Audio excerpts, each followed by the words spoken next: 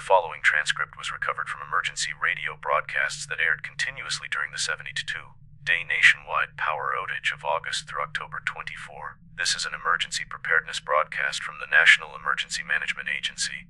This message will repeat every 6 hours until further notice. Please take notes if possible.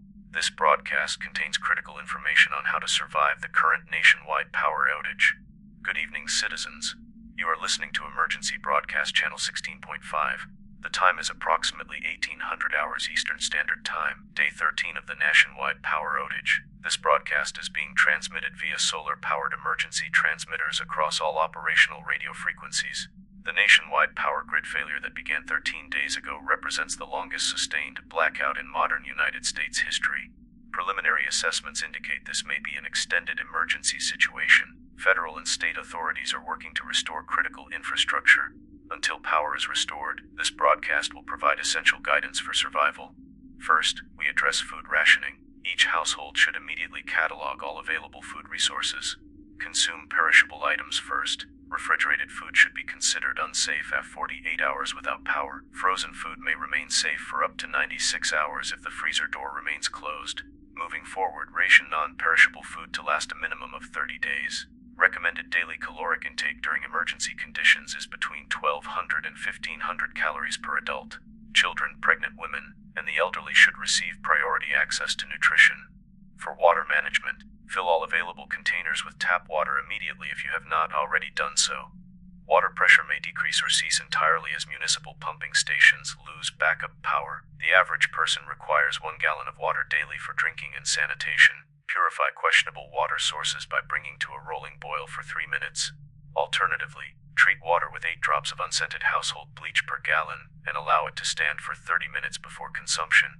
Waste management is a critical concern during extended power outages. If water pressure remains, toilets may be manually flushed by pouring approximately 1 gallon of water directly into the bowl. When municipal sewage systems fail, create an emergency toilet using a 5-gallon bucket lined with heavy-duty garbage bags. Add a small amount of kitty litter, sawdust or soil after each use to control odor. Shield and dispose of bags away from living areas and water sources once 3/4 full. For navigation during blackout conditions, designate specific areas within your home for essential activities. Keep flashlights and battery-powered lanterns in these areas. Conserve batteries by using them only when necessary. Create light barriers using blankets or sheets to isolate illuminated areas and maximize efficiency of limited light sources. When moving through darkened areas, maintain physical contact with walls or stable furniture to prevent injuries. Battery conservation is essential. Prioritize communication devices and emergency radios. Turn mobile phones off completely when not checking for emergency updates once daily. Use a hand crank or solar charging options when available. Organize community charging stations if generators are available, giving priority to medical devices and emergency communication equipment. Community organization will be vital during this crisis. Establish contact with neighbors, particularly those who are elderly, disabled, or living alone. Create a neighborhood watch schedule to monitor for safety concerns. Designate meeting points for information sharing that occur daily at set times. Develop systems for resource sharing that maintain social distancing protocols. This is an emergency preparedness broadcast. We now continue with health and safety protocols. Maintain personal hygiene to prevent disease spread. Use alcohol-based hand sanitizer when water conservation is critical. For bathing, use the minimal amount of water necessary. Consider sponge baths using approximately 2 cups of water per person. Regularly clean food preparation surfaces using diluted bleach solution. Temperature regulation within homes will become increasingly challenging. During daytime hours, close blinds and curtains on sun-facing windows to maintain cooler temperatures. Open windows during cooler evening hours to allow airflow. In cold weather regions, concentrate living activities in a single room that can be effectively insulated. Layer clothing and use multiple blankets rather than attempting to heat large spaces. Medical concerns should be addressed proactively. Create inventory of all prescription medications and ration accordingly. Identify community members with medical training who can assist with emergencies. For those with medication requiring refrigeration, seek community locations with generator power or use insulated containers with ice when available. Our journal entry recovered from residents in Westfield neighborhood, day 15 of the outage. I've been writing everything down from the broadcasts. They come through clearly at 6, noon and 6 again. The voice is strange, almost too calm, but I'm grateful for the information. Yesterday, we organized a neighborhood meeting at the cul-de-sac. The Johnsons have a generator they're running for 4 hours daily. Mrs. Patel from 2 doors down is a retired nurse. She's checking on the elderly folks on our street. I've been boiling water on our camping stove and sharing with the apartment building next door, where the elderly couple lives. The advice about food rationing came just in time. We managed to eat most of our perishables before they spoiled completely. The kids don't understand why we can't give them more food, but we're trying to follow the 1,500 calorie recommendation. Tonight is night 15 without power. The darkness feels heavier somehow. This is an emergency preparedness broadcast. We now continue with security recommendations. Secure your home against unauthorized entry. Utilize deadbolts and window locks if available. Create visual deterrents such as signs indicating the home is occupied and vigilant. During nighttime hours, maintain at least one light source visible from exterior approaches to suggest occupancy. Firearms owners should ensure weapons remain secured and inaccessible to unauthorized individuals, particularly children. The current emergency does not suspend existing laws regarding discharge of firearms within municipal boundaries. Citizens are reminded that lethal force is only justifiable in immediate life-threatening situations as defined by state law. Our journal entry covered from residents in Oakwood Apartments. Day 17 of the outage. The broadcasts have been a lifeline. I've been taking notes religiously, trying to follow every instruction. We established a rotation with neighbors for keeping watch at night. Nothing has happened yet, but the apartment complex across the street had some windows broken yesterday. The voice on the radio never changes tone. It's almost soothing in its consistency. I find myself waiting for the broadcasts, counting down the hours. They're the only thing that feels normal now, a schedule in the chaos.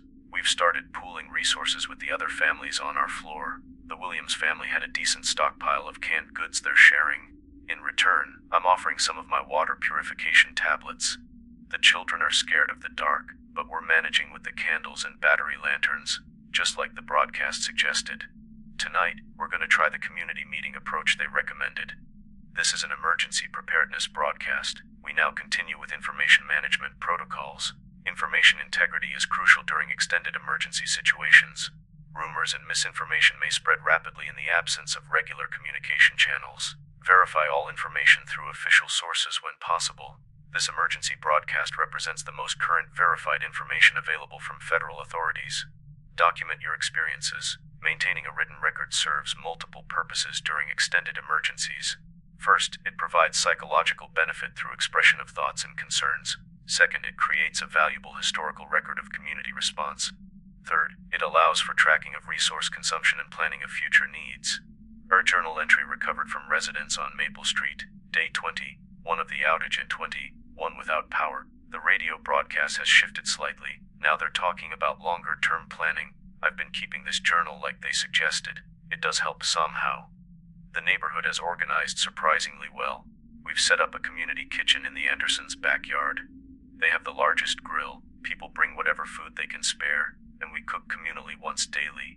The broadcast advice about creating designated, light areas in homes has worked well. We've managed to stretch our battery supply by concentrating all activities in our living room after dark. The children have adapted better than I expected. My daughter has become our official water manager. She takes it very seriously, measuring out our daily allotment exactly as the broadcast recommends. I'm grateful for the calm, methodical voice on the radio. Without those instructions, I think panic would have set in by now.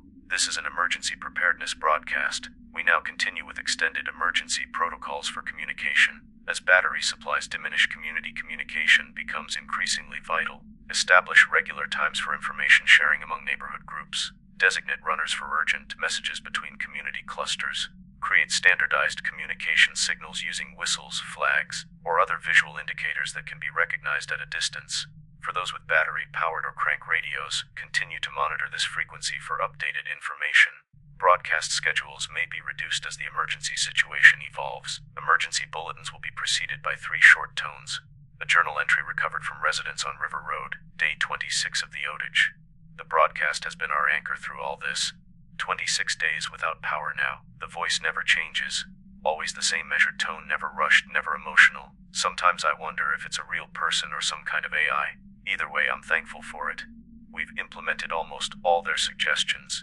The neighborhood watch system has prevented any serious problems so far. When the Morgan family had an attempted break-in 3 nights ago, the whistle alert system worked exactly as the broadcast described. 3 neighbors responded within minutes. The would-be intruder fled immediately. Food is becoming a concern, though. Even with careful rationing, supplies are dwindling. The broadcast mentioned potential distribution points, but nothing has materialized in our area yet. Still, hearing that calm voice every day gives me hope that someone, somewhere is still in control of this situation. This is an emergency preparedness broadcast. We now continue with psychological welfare protocols. Extended emergency situations create significant psychological strain. Establish daily routines to maintain a sense of normalcy. Designate specific times for essential tasks, rest periods, and community interaction. Creating predictable patterns helps reduce anxiety, particularly for children and vulnerable adults. Practice stress reduction techniques regularly. Simple breathing exercises can be effective in managing acute anxiety. Inhale slowly for a count of 4, hold for a count of 4, exhale for a count of 4. Repeat this cycle for 5 minutes several times daily. Our journal entry recovered from residents on Highland Avenue, day 30 of the outage. We're 1 month from now. The lights flicker sometimes, false hope. The emergency broadcast has been a constant companion. That voice so measured and certain. I find myself mimicking the cadence when I speak to the children. It helps them stay calm. We've been following the psychological advice religiously. Maintaining routines, practicing the breathing exercises. My son leads us there every morning and evening now. The neighborhood has become closer than I ever imagined possible. We have community meals twice weekly now, pooling the last of our resources. Yesterday, Mrs. Dominguez taught a group of us how to make candles from cooking oil and cotton string, just like the broadcast suggested, adapting household items for emergency use. I still write in this journal every day, as recommended. Sometimes I wonder if anyone will ever read these words. Will there be an after to this blackout? The voice on the radio never speculates, never offers promises about when this might end. Just calm, practical advice for surviving 1 more day. This is an emergency preparedness broadcast. We now continue with adaptation protocols for extended emergency conditions. As this emergency situation extends beyond initial expectations, adaptation of strategies becomes necessary. Transition from short-term survival thinking to sustainable living practices. Wild food foraging may supplement diminishing supplies in rural and suburban areas. Common edible plants include dandelion, chickweed, and lamb's quarters. Consult emergency literature for identification guidance. Exercise extreme caution and absolute certainty before consuming any foraged plant material. Water collection systems should be established if not already in place. Rainwater can be collected using tarps, clean containers, and simple filtration methods. Morning dew collection can supplement water supplies in some regions. Place clean cotton cloth on grass overnight, and wring accumulated moisture into collection containers at dawn. Air journal entry recovered from residents on Birch Lane, day 35 of the outage. The broadcast has changed subtly over the past week. The voice remains the same, but the content has shifted from immediate survival to longer-term adaptation. They're talking about foraging now, about creating sustainable water collection systems. It's becoming clear that this isn't going to end anytime soon. Following their advice about routine and structure has kept us functioning. The breathing exercises have become second nature now. When my daughter had her panic attack 3 days ago, we all breathed together until she calmed. I don't know what we have done without those instructions. The neighborhood watch continues, though we've had more concerning incidents lately. 2 houses on the next street were emptied completely. The families just disappeared in the night. No one knows where they went. The broadcast never acknowledges these disappearances, never varies from its measured delivery of practical advice. In a way that's comforting. The voice continues, so we continue. This is an emergency preparedness broadcast. We now continue with community resilience protocols. As individual resources diminish, community interdependence becomes increasingly vital. Consider forming micro-communities of 4 to 6 households that pool resources and skills. Identify individual strengths within these groups. Medical knowledge, mechanical abilities, security experience, emotional support capabilities. Create rotation schedules for essential tasks to prevent burnout of key individuals. Remember that resilience is both physical and psychological. Communities that maintain social bonds and mutual support systems demonstrate significantly higher survival rates during extended emergencies.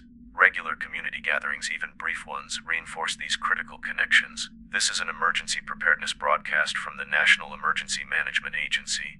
The time is approximately 1800 hours Eastern Standard Time.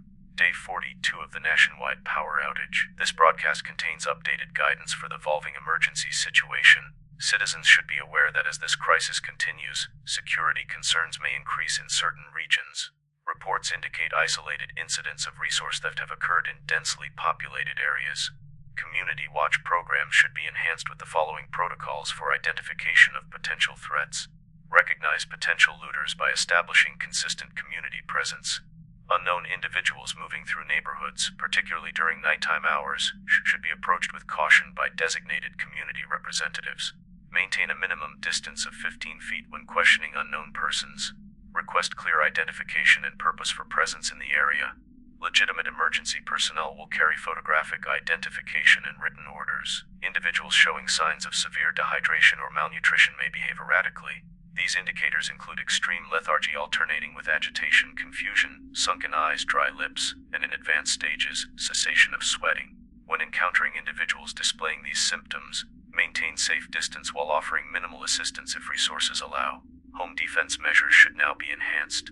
Secure all ground, level entry points with additional barricades when possible. Simple door reinforcement can be achieved by placing a wooden dowel or metal pipe in sliding door tracks and by adding portable door security bars to hinged doors. Windows should be secured with secondary locking mechanisms when available. Air journal entry recovered from residents on Oak Street, day 43 of the outage. The broadcasts have taken a darker turn. 43 days now without power, and the calm voices talking about looters and how to barricade our homes. I've been following the instructions faithfully, but last night my hands trembled as I wedged the broomstick into our sliding door track like they suggested. 3 houses on our street have been abandoned now. The Williams family left yesterday, just packed what they could carry and started walking west. Said they had family in the rural areas. The rest of us met in the call, DSAC at noon as usual, but our numbers are dwindling. The candles I've been carefully rationing keep going out in the night breezes. I wake up in the pitch darkness, heart pounding, certain I've heard something. The broadcast instructions for identifying threats keep playing in my head. I found myself studying my neighbor's face today, looking for signs of that dehydration-induced erratic behavior the broadcast described. His cheeks did look hollow, or was I imagining it? This is an emergency preparedness broadcast. We now continue with critical water management information. Water contamination has been reported in several municipal systems as treatment facilities exhaust emergency power reserves. Citizens should implement enhanced water purification protocols immediately. All water, regardless of source, should now be considered potentially contaminated. In addition to boiling, implement multiple purification methods when possible. After boiling for 3 minutes, allow water to cool, then filter through clean cotton fabric to remove sediment. Finally, add water purification tablets or 8 drops of unscented household bleach per gallon. Allow treated water to stand for 30 minutes before consumption. Signs of water contamination include unusual odor, discoloration, floating particles, or unusual taste. If water exhibits any of these characteristics after treatment, do not consume. Waterborne illnesses present initially with gastrointestinal symptoms including nausea, vomiting, abdominal cramping, and diarrhea. These symptoms may appear within hours or days of consuming contaminated water. To dispose of contaminated water, dig a disposal pit at least 100 feet from any water source and 6 feet from any dwelling. Pour contaminated water directly into this pit. Do not use contaminated water for any purpose, including cleaning or bathing. End journal entry recovered from residents on Sycamore Lane, day 47 of the outage. I tried to follow the new water purification steps exactly as the broadcast instructed. Boiled for precisely 3 minutes. Filtered through my cleanest t-shirt. Added the 8 drops of bleach per gallon. But the water still smelled strange. Not like bleach. Something else, something metallic. I decided not to drink it. That's 2 days now without proper hydration.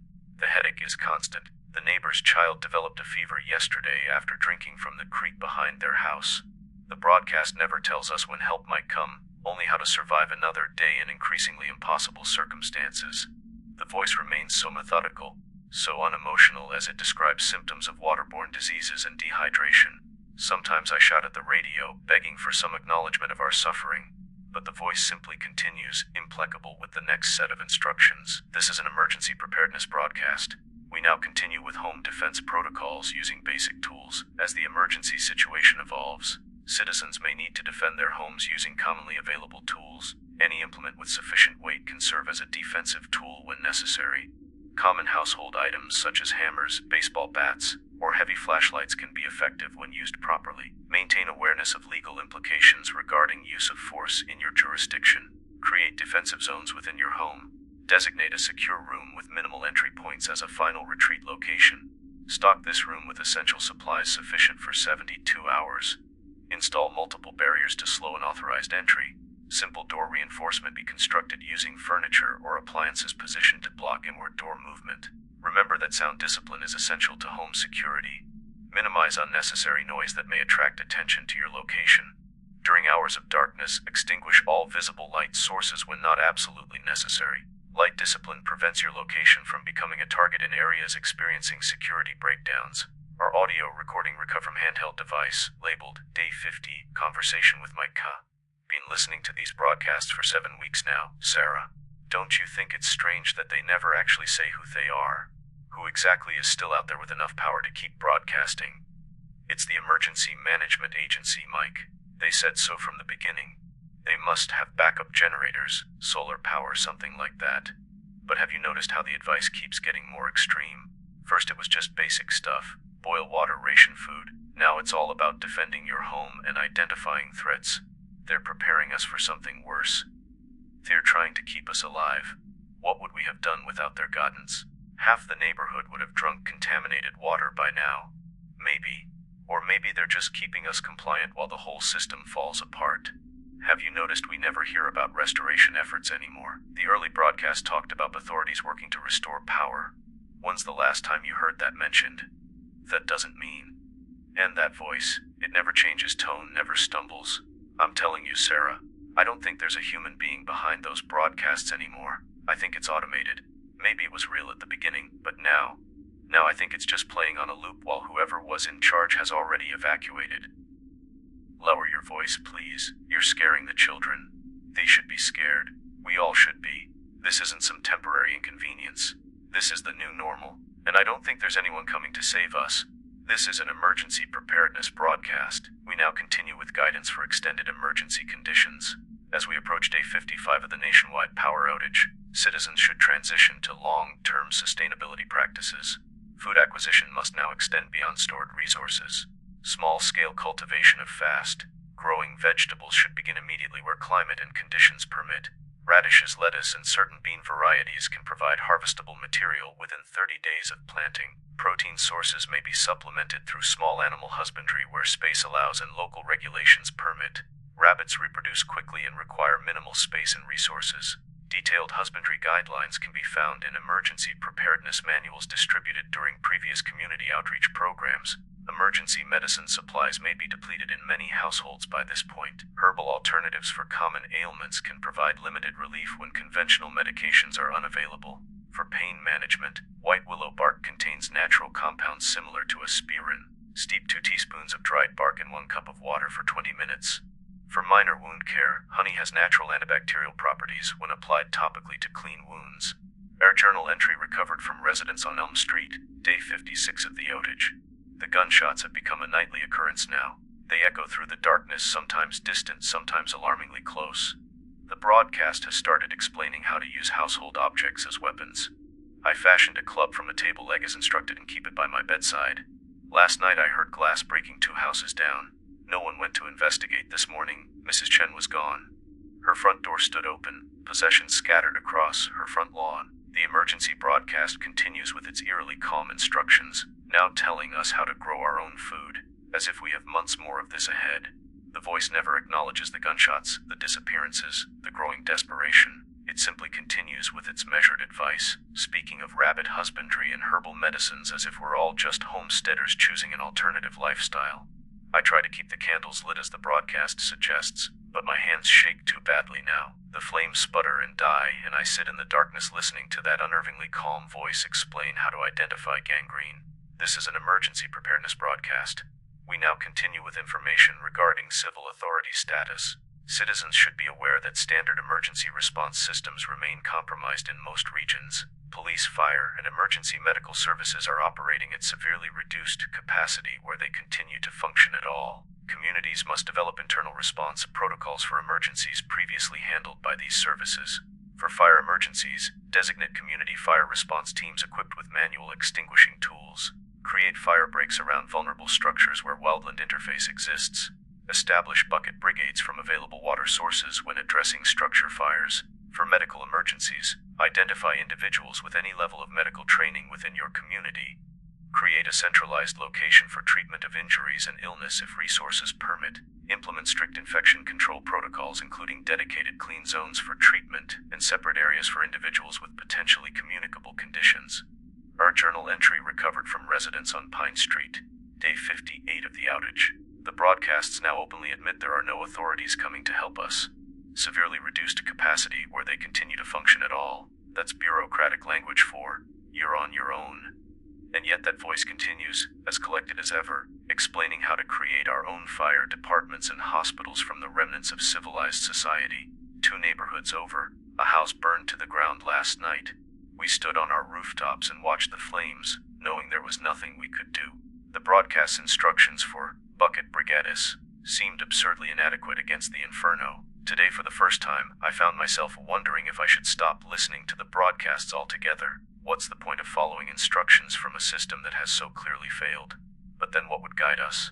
The alternative, complete silence, seems even more terrifying. This is an emergency preparedness broadcast. We now continue with community tension management protocols.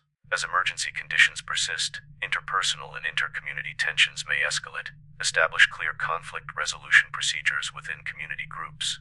Designate neutral third parties to mediate disputes over resources or territory. Create written agreements regarding resource sharing and mutual aid where possible. Recognize signs of dangerous escalation in community tensions. These include increased frequency of verbal confrontations, formation of exclusive subgroups, hoarding of resources previously shared, and establishment of unauthorized checkpoints or barriers between community sections. If tensions reach critical levels, implement temporary separation of conflicting parties while maintaining communication through designated representatives.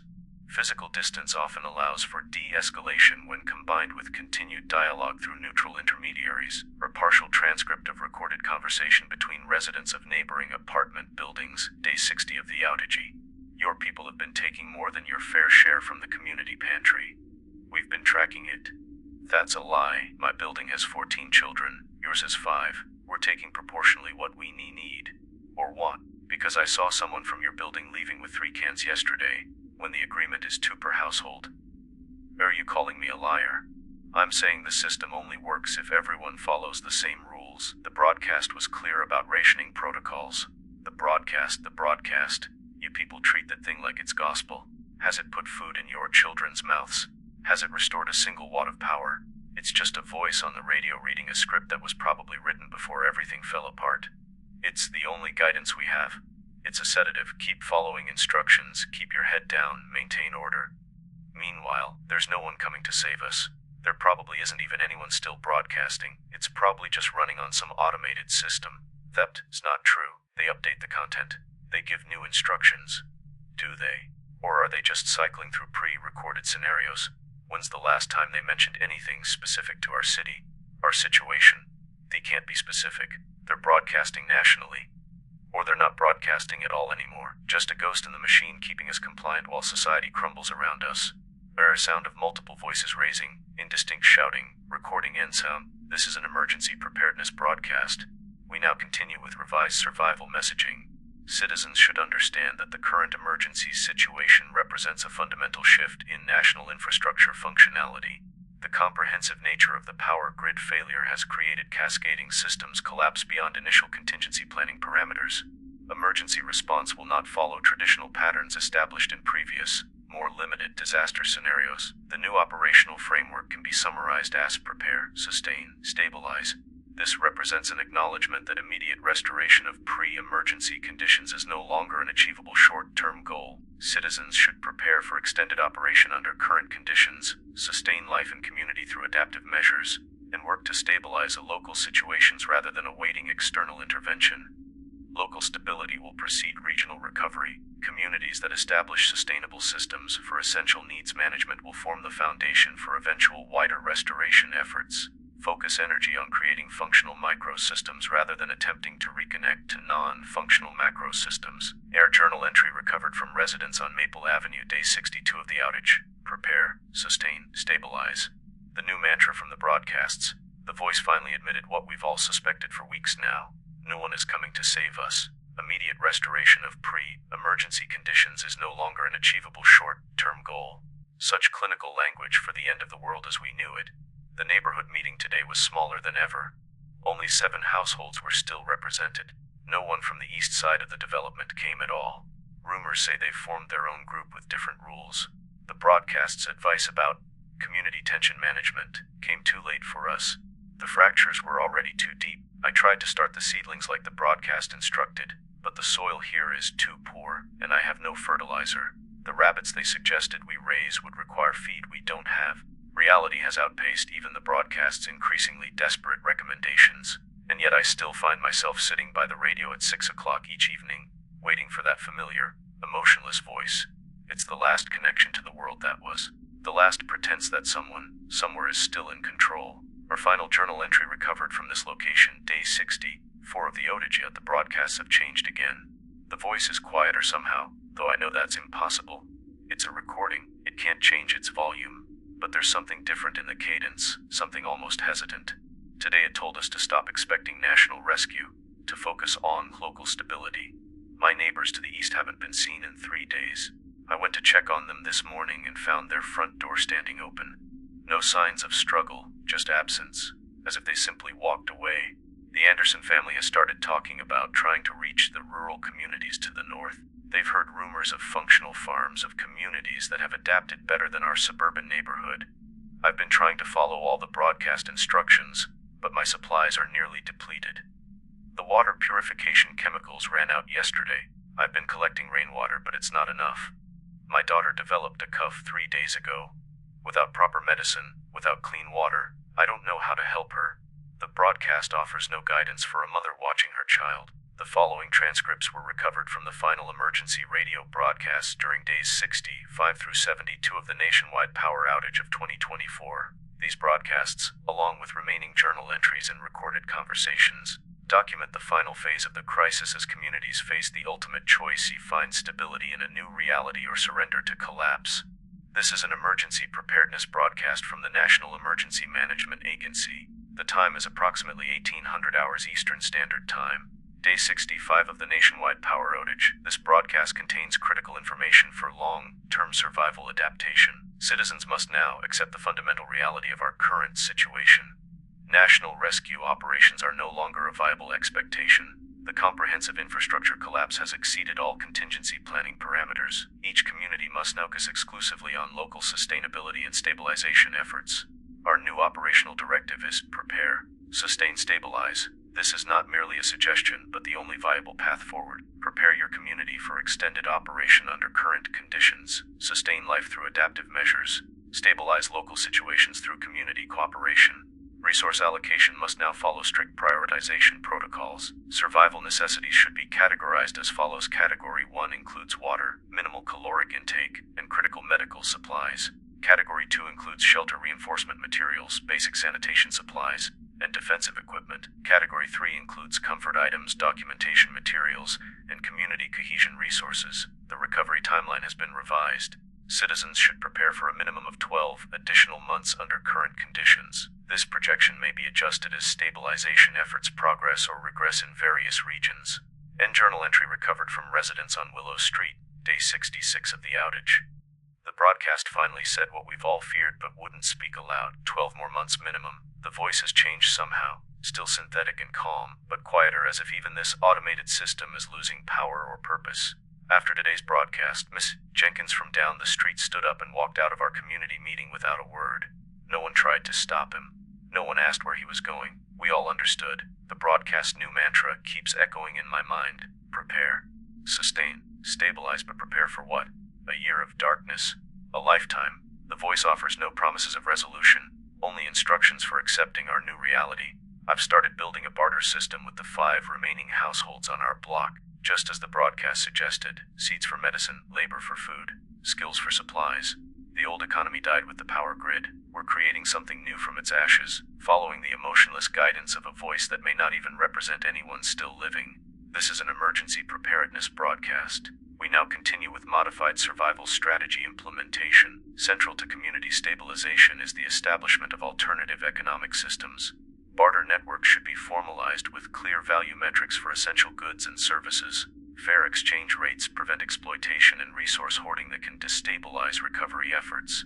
Recommended exchange metrics should value items based on survival necessity rather than pre-emergency market values. 1 gallon of purified water may be equated to approximately 3 days of basic labor or 1 day of specialized skills such as medical care, security provision, or technical repair work. Documentation of exchanges creates accountability and reduces disputes. Maintain written records of all significant transactions. Establish community review procedures for addressing allegations of unfair practices or exploitation. Our journal entry recovered from residents on River Road, day 67 of the outage. We've implemented the barter system exactly as the broadcast outlined. My medical knowledge, basic as it is from 3 years of nursing school before I dropped out to care for my mother, has become our family's most valuable asset. Yesterday I treated Mrs. Garcia's infected cut and received 4 cans of beans and a half-gallon of filtered water in return. My husband constructed a water filtration system using sand, charcoal, and cotton layers as described in broadcast 58. He trades clean water for security shifts from the younger men in the neighborhood. Our children collect edible plants from the abandoned golf course using the identification guide the broadcast described in detail. The system works, after a fashion. We're stabilizing as the voice instructs. But stability feels fragile, built on the foundation of desperation. The broadcasts have become our scripture, the emotionless voice our prophet of this new dark age. I wonder sometimes if we're the only ones still listening, still following its precise instructions while the world around us reshapes itself according to older, harsher laws. This is an emergency preparedness broadcast. We now continue with community defense evolution. As communities stabilize internally, external security concerns may increase. Neighboring groups with fewer resources may target better organized communities. Implement perimeter security protocols appropriate to local threat assessment. Establish observation posts at key access points to your community. Rotate security personnel in 4-hour shifts to prevent fatigue that compromises effectiveness. Create simple communication systems using whistles, mirrors, or other noise-making devices to alert community members to potential threats. Non-lethal deterrence should be prioritized whenever possible. Visible security presence often prevents confrontation. When interactions with unknown individuals or groups cannot be avoided, designate experienced negotiators to represent community interests.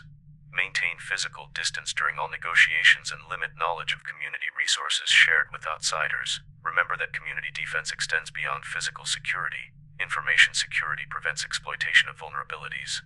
Establish protocols regarding what information can be shared with non-community members. Details about resource storage locations, security rotations, and community vulnerability should be closely protected. Audio recording recovered from handheld device, labeled Community Council Meeting Day 6/8 Puffed. The Western Perimeter reported movement last night. 3 individuals observed at the edge of the tree line. Hostile. Unclear. They retreated when our patrol approached. Could be scouts. Could be just people passing through. We need to reinforce that section. The broadcast mentioned using fallen trees and debris to create natural-looking barriers. We've already started implementation, but our resources are stretched thin. We lost 2 more families yesterday, just packed what they could carry and headed north. That's 17 people gone this week alone. They believe the rumors about the rural communities. And you don't. I believe in what we're building here. We have water. We have a sustainable food exchange. We've implemented every protocol from the broadcasts. The broadcasts have changed. Have you noticed? They're shorter now, less detailed. They're focusing on the essentials. Prepare, sustain, stabilize. Everything we need, unless they're running out of material, or power, or people to record them. It doesn't matter. We have the knowledge now. We've taken notes from every broadcast. We can implement the protocols ourselves. And what if the broadcasts stop completely? Air silence for several seconds. Then we continue. We've stabilized, just like they instructed us to do. This is an emergency preparedness broadcast. We now continue with long-term sustainability implementation. As emergency conditions transition from acute crisis to chronic reality, communities must establish governance structures appropriate to local needs and resources. Historical models of crisis governance demonstrate that small council-based systems with clear areas of responsibility prove most effective in post-infrastructure environments. Recommended council structure includes designations for resource management, security coordination, health services, dispute resolution, and external relations. Council members should be selected based on demonstrated skills rather than pre-emergency social or economic status. Regular rotation of council responsibilities prevents power consolidation while maintaining institutional knowledge. Consider implementing 3-month service terms with overlapping rotation schedules to ensure continuity. Air journal entry recovered from residents on Oak Street, day 69 of the outage. We formed the council today following the broadcast's governance model exactly. 5 areas of responsibility, 5 council members selected by community vote. I've been assigned Health Services Coordination, which formalizes what I've been doing informally for weeks now. The broadcast's instructions for council formation were surprisingly detailed, almost as if they'd anticipated this outcome from the beginning. Sometimes I wonder if this was always the plan, not to restore the old world, but to guide us into creating something entirely new from its ruins. Our little community of 27 surviving households has become a micronation, with its own governance, economy, and borders. We patrol our perimeter as instructed. We manage our resources according to the broadcast prioritization system. We've followed every step of the stabilization protocols, and yet stabilization feels tenuous at best. The council meeting ended abruptly when we heard gunshots from the eastern suburb. No one suggested investigating. The borders of our concern have contracted to our immediate surroundings, just as the broadcast told us they would. Focus energy on creating functional microsystems rather than attempting to reconnect to non-functional macro systems. We're becoming the cellular structure of whatever new organism is growing from the corpse of the old world. This is an emergency preparedness broadcast. The time is approximately 1800 hours Eastern Standard Time, day 70 of the nationwide power outage. Transmission capability may be compromised in coming days as emergency broadcast power reserves reach critical levels. Citizens should prepare for the possibility of broadcast cessation. All previously transmitted survival protocols should be implemented immediately if not already in place. Final priority guidance focuses on psychological adaptation to extended emergency conditions. Communities that survive long-term catastrophic infrastructure collapse demonstrate key psychological traits: acceptance of new reality parameters, flexible response to changing conditions, strong community identity formation, and maintenance of hope through achievable short-term goals. Establish community traditions that acknowledge the changed world while creating continuity with human cultural needs. Regular gatherings for information sharing serve practical purposes while fulfilling social cohesion requirements. Simple rituals marking time passages provide a psychological structure in the absence of previous cultural frameworks. Remember, prepare, sustain, stabilize. This directive will remain valid regardless of broadcast continuation or cessation. Air journal entry recovered from residents at Community Center, day 71 of the outage. The broadcast was different tonight. The voice warned that transmissions might stop soon. Even this last connection to the old world is failing us. The council met immediately afterward to discuss contingency plans. We've been recording every broadcast, writing down every instruction. We have the knowledge to continue, but the thought of that voice going silent fills me with unexpected grief. It has been our constant companion through these dark weeks, our guide through the collapse. What are we without it? Just scattered groups of survivors making it up as we go along. The council voted to implement the final protocol, community traditions. We'll meet each evening at the time the broadcast would have aired. We'll share information and updates. We'll mark the days together. We'll become our own broadcast in a way. I suggested we end each meeting with the mantra, prepare, sustain, stabilize. Everyone agreed. The words have taken on an almost religious significance now. A prayer for a world remaking itself. Our little trading network has expanded to include 3 neighboring streets. We exchange not just but skills, knowledge, labor. I've trained 4 community members in basic medical care as the broadcast suggested. Mr. Dominguez, a retired carpenter, teaches tool making and repair each afternoon. The Williams children have become expert foragers, distinguishing edible plants with better accuracy than most adults. We are becoming something new. Not quite a neighborhood. Not quite a village, something born of necessity and shaped by that calm, synthetic voice that guided us through the darkness. Tomorrow marks 72 days without power. We will gather at the community center at 6 o'clock. Whether the broadcast continues or not, we will share what we know. We will support one another. We will continue. Not because we expect rescue anymore, but because we have built something worth continuing. This is an emergency preparedness broadcast. The time is approximately 1800 hours Eastern Standard Time. Day 72 of the nationwide power outage. Emergency broadcast power reserves have reached critical levels. This may be the final transmission. Citizens should implement all previously communicated protocols without expectation of further guidance. Communities that have successfully implemented stabilization measures should continue current operations. Remember that local stability creates the foundation for eventual wider recovery. Focus on the immediate sphere of influence rather than national conditions beyond local control. If broadcast transmissions resume, they will follow established scheduling on emergency frequencies. Continue monitoring at designated intervals if equipment and power supplies permit. Final transmission guidance. Our human resilience extends beyond technological dependencies. Throughout history, communities have survived catastrophic disruptions through adaptation and cooperation. You have the necessary knowledge. You have the inherent capacity. You have each other. Prepare, sustain, stabilize. Our journal entry recovered from Community Center logbook 1 day after final broadcast. The broadcast didn't come today. We gathered at the Community Center at 6 o'clock as planned, 27 households represented. We waited in silence as Thomas adjusted the emergency radio, searching for that familiar voice across all frequencies, nothing but static. After 15 minutes, Alina stood and recited from memory, prepare, sustain, stabilize. Everyone joined for the second repetition. Then Marcus shared the day's water collection totals. Sarah reported on the community garden progress. I provided an update on medical supplies and treatment protocols. We continued the pattern established by the broadcasts, providing information, guidance, support. When we finished, Thomas suggested we meet again tomorrow at the same time. No one objected. As we were leaving, young Michael asked if the voice would ever come back.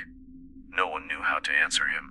The broadcast prepared us for everything except their absence. Air journal entry recovered from loose page, found in abandoned housing development, undated. The Community Council voted today to send exploration parties to establish contact with other stabilized groups. 3 volunteers will travel north tomorrow, following the old highway. They'll carry information about our barter system, governance structure, and security protocols. Everything we learned from the broadcasts, everything we've adapted to our specific needs. If they find others who have stabilized, we'll establish communication and trade routes. If not, they'll return within 14 days. The broadcasts ended almost 2 weeks ago. I still find myself pausing at 6 o'clock each evening, listening for that voice. But our own voices have grown stronger in its absence. We've maintained the structure it provided while adapting to challenges it couldn't anticipate. The rain collection system failed yesterday, something the broadcasts never addressed. By nightfall, Marcus and his team had designed and implemented a new filtration method using materials we scavenged from abandoned homes. Sometimes I wonder if that was the purpose all along. Not to guide us indefinitely, but to teach us how to guide ourselves. Prepare, sustain, stabilize. We've done that, we continue to do that. Not because a distant authority instructs us to, but because we've learned it's the only way forward. We established contact with 3 other stabilized communities this week. Each followed the broadcasts, implemented the protocols. Each adapted differently to local conditions. We've begun exchanging knowledge, resources, and skills. Together, we're stronger than any single community could be alone. Prepare, sustain, stabilize. It takes a lot of time to create these videos. I would really appreciate your support. All I ask for is a quick like on the video and subscribe. Thank you so much.